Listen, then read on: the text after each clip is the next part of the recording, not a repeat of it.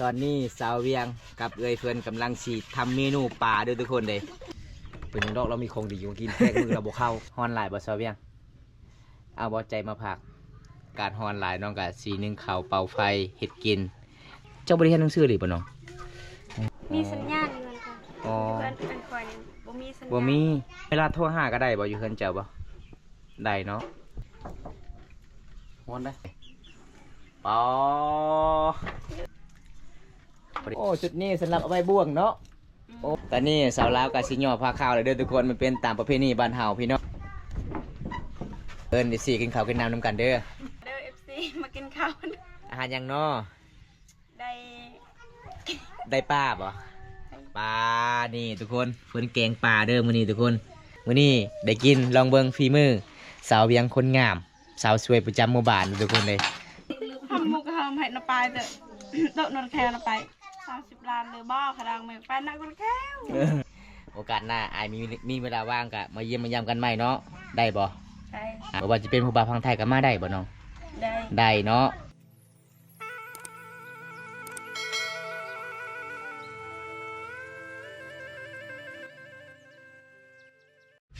เอา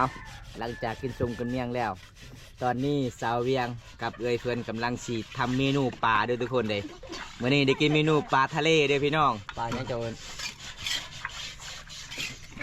อากาศทะเลไป อาการหน้าดาน อากาศคือปลาเนาะ ยัง นี่บ้านมือเลย โอ้ส่วนหลายเคสส่วนมดบ้านเฮานี่ เวลาล้างถ้วยล้างจานนี่บ่มีสไลด์เนาะ บ่ใช่สไลด์ ยังบ้านเลยบ่เนาะ เบิร์น เอา จัดไหมครับ จัดเมียดเพิ่นว่า จัดเพื่อนแทก อันแทงอย่างเดียว แทกมือเอา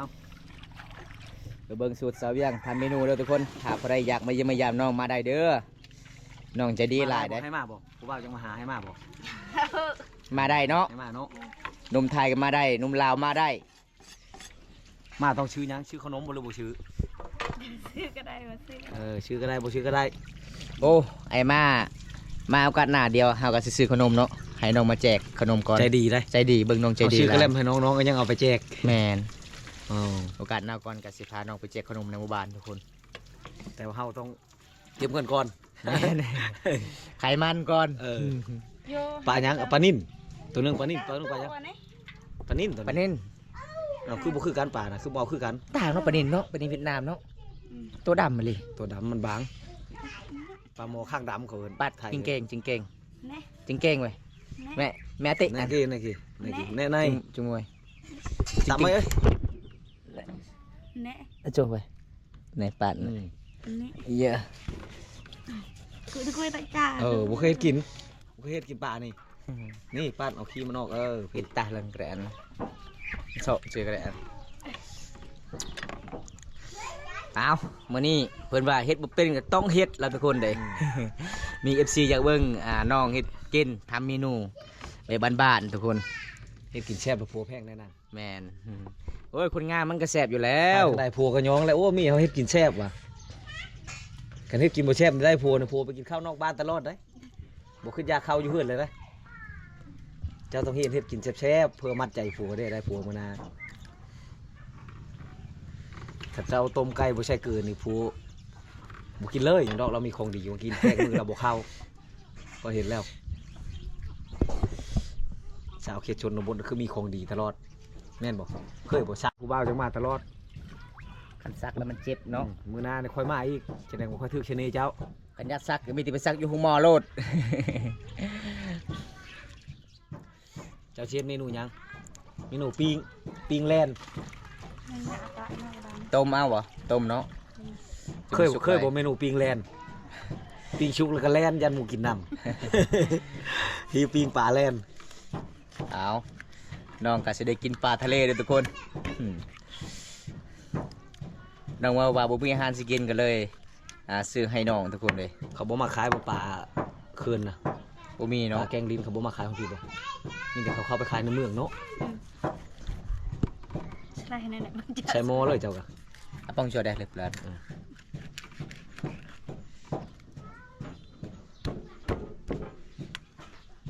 สิอื้อเหลือกันนะครับ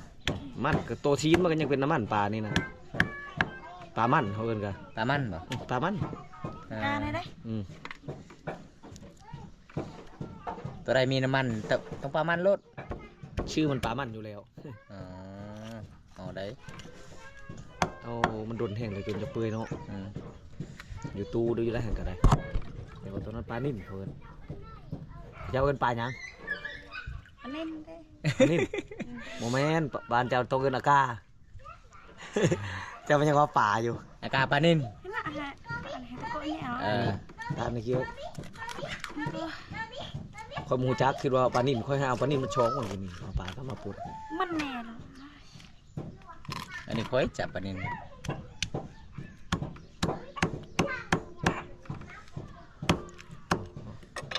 โดนเทตาได้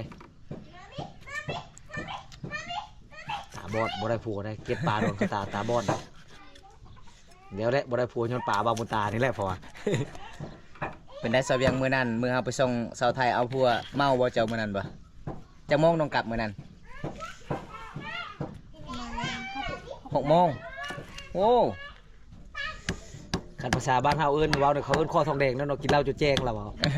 แต่ว่าได้50,000 60,000เนาะได้เนาะมื้อหน้าให้บาบุญตาปีให้ แต่ว่าเจ้าต้องเป็นคนชื่อเบียร์ได้ คือเว้านะอ๋อน้องฮอนขนาดเฮือญาติเฮาทุกคน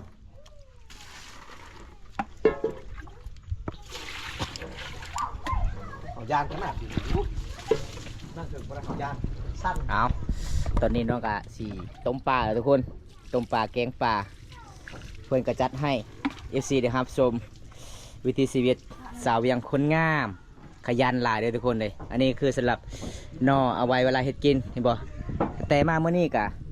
เฮียนน้องกะบ่มีสไลด์เด้อทุกคนบ่มีสไลด์สิล้างหม้อล้างถ้วยล้างจานน้องเอาด้วยสารเล็กๆพี่น้องมาล้างพี่น้องเอ้ยชนบทบ้านเฮากะแบบนี้ล่ะพี่น้องอยู่บ้านนอกมันนานอกกับตัวเมืองหาอยู่หากินกับมันก็สิลำบากหลายทุกคนดำรงชีวิตตามป่าตามดง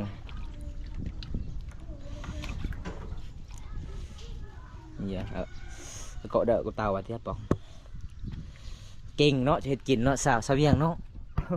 ขนาดจะบอกบ่เคยเด้บ่เคยแต่เจ้าคนเบิ่งนี่เคยแล้วจะเฮ็ดกินนี่เจ้าล่างแล้วก็ตำมักเฟสบ่เฮ็ดแจ่วก็แซ่บ นี่ล่ะวิธีเขตชนบทเขาเจ้าเอาไว้ตามชานเฮือนบ่อันนี้เขาเจ้าก็มาปลูกผัก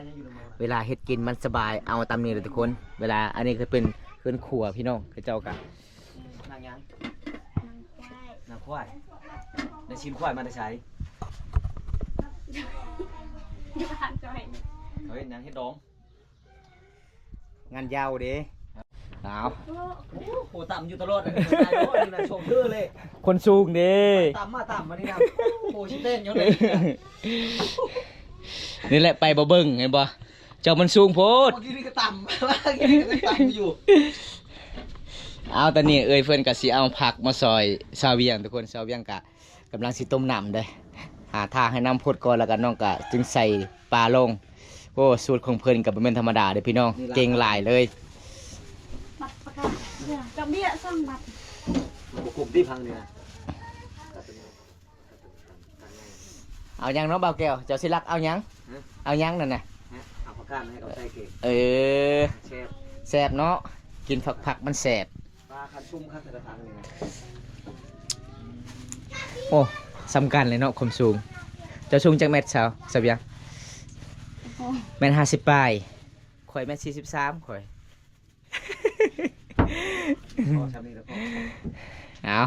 อันนี้คือสูตรบ่าวแก้ววิไลเด้อทุกคนเพิ่นมักใส่ผักกาดหลายเพิ่นว่าเก่งกับป่าอร่อยมากฮอนหลายเนาะซอยเบียงเนาะ เจาะมือ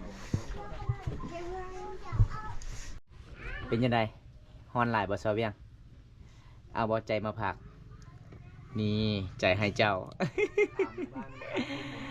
เอาตอนนี้น้องกะอากาศฮอนหลายน้องกะสีนึ่งข้าวเป่าไฟเฮ็ดกิน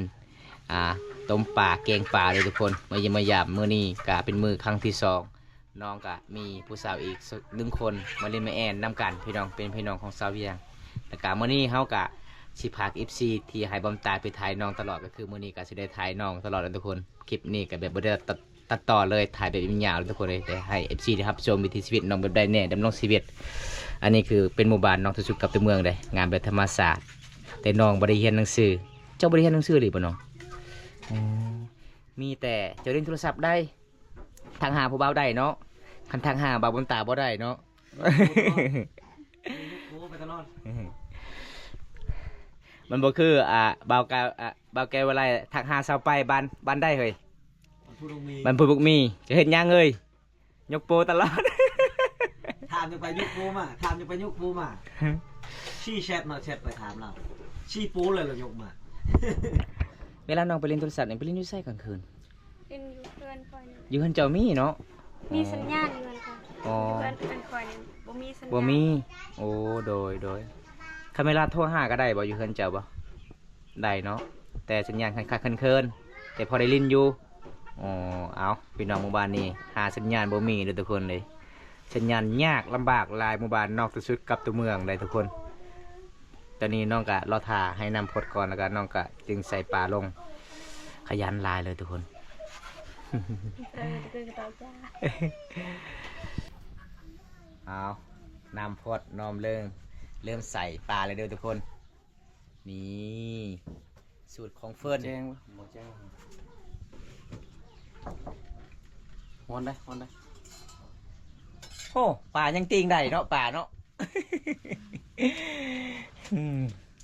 สูตรสาวเวียงถ้าใครอยากกินมาเด้อทุกคนเฟิร์นก็สิทำให้เมนู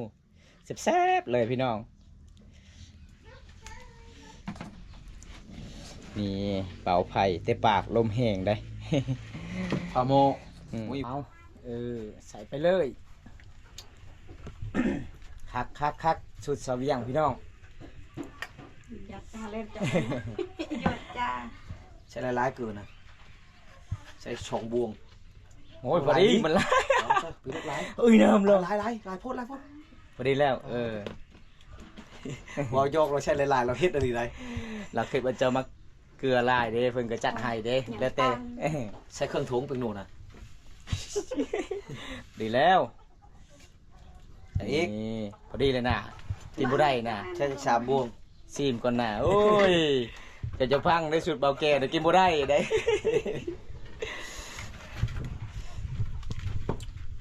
เก่งสาวเวียงพี่น้องมาเมื่อนี้กะประมาณซ้ำนี้มาน้องเฮือนเจ้าบ่ถ้วยบ่โอ้เบิ่งพี่น้องเลยเฮือนกะถ้วยกะสิเบิดประมาณซ้ำนี้นะทุกคน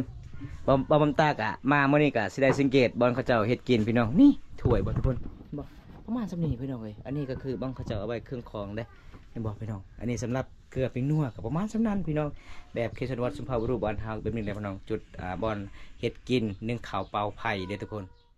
เปื่อยเลย เป็นยังไงสาวเวียงสุกเลยบ่น้องเอา ใช้ผักกาดนะ สุกแล้วใส่ผักเลยตัดเลยบ่ ตั ผั ด ก ก่อนได้ ตัดสีมือจะเลย มือบิดก็ได้ ตัดใหญ่ๆแล้วนะตัดบาดไปเลยเชิง อยู่ ตัดไปเลยเนี่ย ปลาขักอะไรเสียงควัก ลูกเพอบ้านไหนดิลูกไผ่บ้านไหนดินี่ เก่งเลยพี่น้องเลยเพื่อนเฮ็ดกินสุดยอดหลายใส่ผักหอมต่อผักเนาะสูตรเจ้าเนาะเวลาปลาสุกแล้วเพื่อนก็ใส่ผักลง โดนตะบะหน่อย ชิมมังกรเจ้าค่ะบ้าไปช่างนี้มาทันได้ชิมชาวว่าเข้มเลย ใส่หลายแซ่บหลาย สุดยอด จะทิมมันยังตัวนั้นมันหอม หากมันเด้ อ้างมันเลยหอม แม่นปะ เอา จะบ่ต้องกินใบมันกินแต่หากเอามื้อหน้าถ้าเบาเกวอะไรมาจะเอาแต่หากเลยเด้อ ใบบ่ต้องต้มก็ได้ เอาเพิ่นก็สิอัดก่อนประมาณ15 นาทีบ่แม่น15 นาที15 วิแล้วก็น้องก็สิย่อเลยทุกคนแบบนี้ล่ะพิธีชี ชิ วิต มก่อนได้ สาวลาว ชิมได้แล้วฉันนะ บรูมังกรบ้านเฮาเด้อทุกคนอันนี้จะเป็นสาวเวียงเลยสาวโสดยังสิงหมู่บ้านนี้สาวสวยประจำหมู่บ้านนะทุกคนคันเราสร้างเฟือกปลาลึกก็ว่าได้เด้อพี่น้อง บอมตามมาเยี่ยมมายามครั้งที่2โอ้น้องตอนรับไปอย่างดีเลยทุกคนเลยใจดีมื้อนี้มีเอ้ยเพื่อนอีกมาเยี่ยมมายามสาวเวียงกันน่าสิบ่ไหวแล้วเนาะอากาศร้อนเนาะเบิ่งแสงตะเวนก็สิส่องตาแล้ว เพื่อนน้องประตูกับโบมีพี่น้องเอ้ยสุกแล้ว หลักปัตตาเจนบัตรเนาะ สุกแล้วสุกแล้ว แล้ว อ้าว ใช่ดุนแล้วมันเปื่อย นี่ ธรรมดามันปรุงแล้วจะใช่อีกผักนะ จิ้มแม่ มาไอซิมลองเบิ่งเป็นยังไงรสชาติ จิ้มไว้ อ้าวคุณว่าซิมก่อนจากบาท แม่ก็ชิมมเนี้ย พอได้ก็ยักจูบจองแล้วบัดนี้ พอดีเลยให้ผู้สาวที่ซิมก่อนเด้ก็มีรสชาติ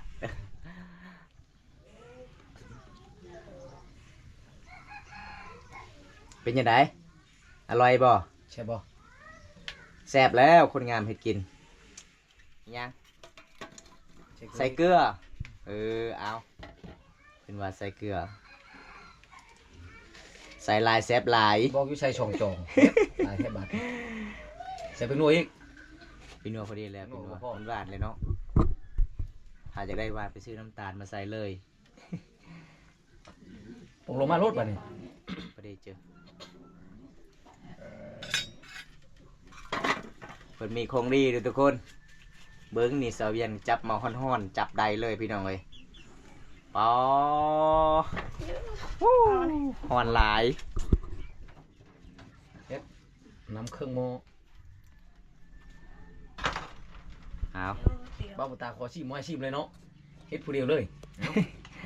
เจ้าแชฟก็ขันเจ้าว่าแชฟก็แชฟน้ำ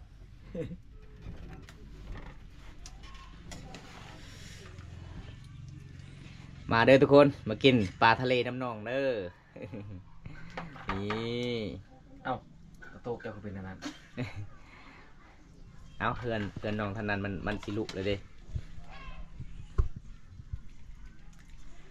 พอดีแล้วเอาน้ำสดอีกมาใส่ ต้นปลานิ่มนะปลานิ่ม แล้วก็เอาใส่ผักเอึกบ่มันว่าฮ้อนหลายไอ้เอ้ยอุ้ยฮ้อนแท้ฮ้อนว่าเด้คันคนอื่นมานี่น้องก็สิบ่ได้แต่งกินให้ทุกคน แต่อายมามื้อนี้น้องก็เคารพนับถือสุดยอดหลายพี่น้องใจดีพอดีแล้วเอาไว้ให้น้องแล้วก็ไอ้พ่อไอ้แม่นำเด้อ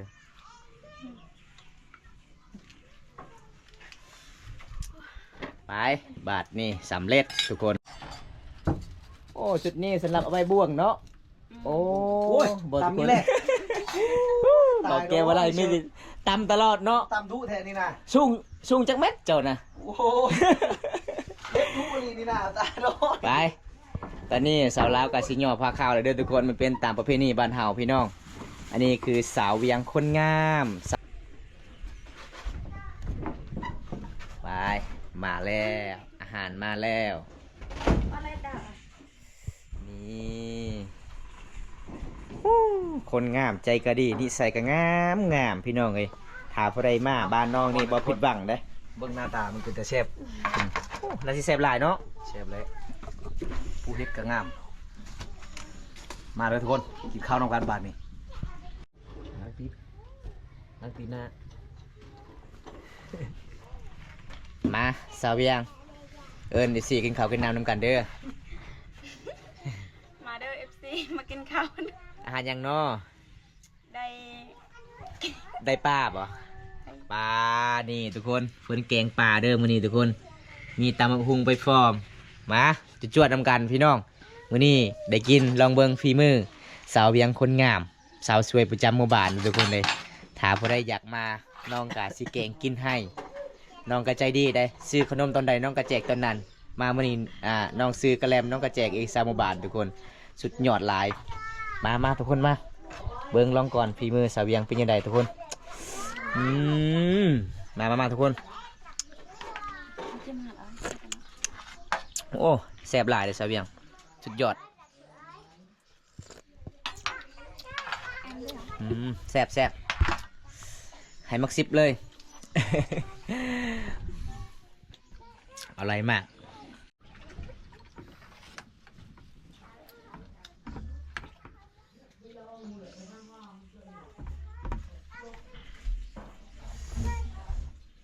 ปลาทีมงานเฮาบ่ได้เอิ้น FC แล้วเนาะกินแท้กินว่าจะรู้อยู่หิวข้าวเลยบ่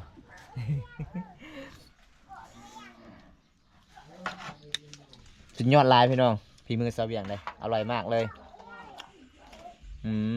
บอมตายมากินผักมาทุกคนกินน้ำกันเด้อ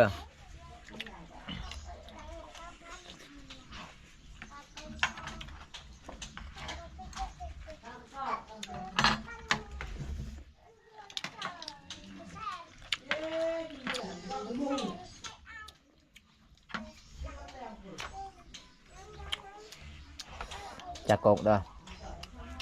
จะเกรงใจเด้อ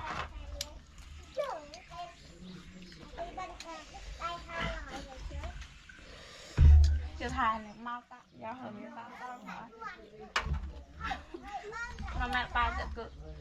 เนยตีมือไปยัง นะครับ เจอกระโดดทาง มาถ่ายร้านห้องละไปไหนเนี่ยจ๊ะ เดปลาđang chịu cái lá mút còn เบ็ดไหม lạ lại là hờ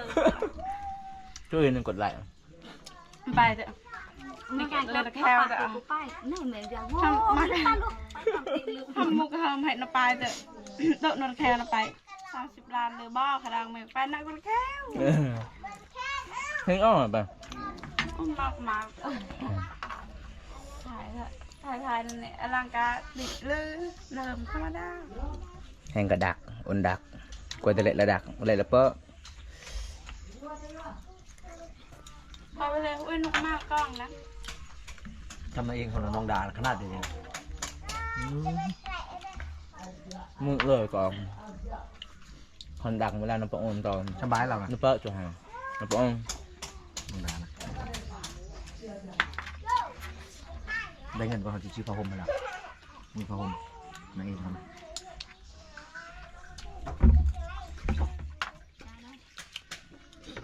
จ้า ปานชอบบักกี้ไง เลยถ่ายคลิปหนึ่งคันเบิ้งกระยะมัดมาเพิ่มล่าได้ตอนอายุตอนหนุ่ม อ่าคิด ๆ เล นี่ ย เนื้อไทยดุนเนี่ยอันทำมาคลิปอันพาแล้ว บายเลยยอฟันขโมย เลยเห็นปุจจุบังดารุ่ยถ่ายคลิปเฮ้ยหยุดบึ้งจนน่ะปุจจุบันเฮ้ย ร้านกันนะ กระโถ นี่ล่ะ เกิดมันละเกิด เดี๋ยวอันกินกันไปเลี้ยง ทีเดียวเงี้ยบัดลำกระยะสิ คือบ้านกัน อยู่á ยังไง đâyไปก็ใช่chú rồi thì giúp ta หนักไป นี่แหละ เปาะบุยทั้งแล้ว แบบเวลาแอบแบบมันตั้งใจเอาkhông จะดับแล้วดงนี่ติดมุงกลาง อันจะเบิกจ่า อืม อันนั้นรัวเนี่ย อันดงจะมันตะเปลี่ยนไปแล้วอ้าวจะโดนหลา แบบ คือเห็ดมันแดดเห็ดอะไรเห็ดมันก็ฉาด มันป้ายทำนะมันทำหน่อยคันเอาหมูอันดงมาขายแก มันไม่ได้เบิกนะมันไม่ได้เบิกสุดแบบ เหลือแล้วนะ เบิกอย่างทาง โอเคเขาก็เอาแต่อันที่บางทายเก็บดิบางกระชังกระดองแต่เอาที่เดิม